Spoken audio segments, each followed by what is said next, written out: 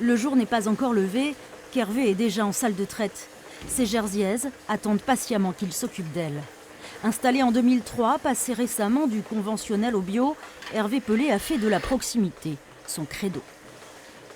Plus on travaille en circuit court, on travaille avec la nature. Et demain, pour nos enfants, c'est important qu'il reste une nature existante et non pas que des camions sur la route, quoi. L'objectif de l'agriculture, comme le faisaient mes parents, enfin comme l'ont fait mes grands-parents, c'était de produire et de vendre en circuit court sur les marchés ou que les gens viennent à la ferme. Ça, c'est retrouver ce que faisaient nos grands-parents. Ça, c'est un point important. Depuis 6 ans, un quart de la production d'Hervé est transformée sur place, à la ferme, là, de l'autre côté de ce mur. Alors, la salle de traite est à droite.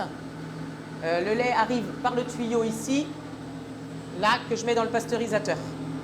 Patricia est déjà en piste. C'est elle qui va faire de ce lait crémeux du beurre, des yaourts, du fromage blanc ou de la crème fraîche.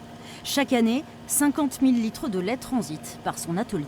Moi, je prends ce que j'ai besoin suivant mes commandes. Les collectivités vont commander en règle générale une semaine à l'avance.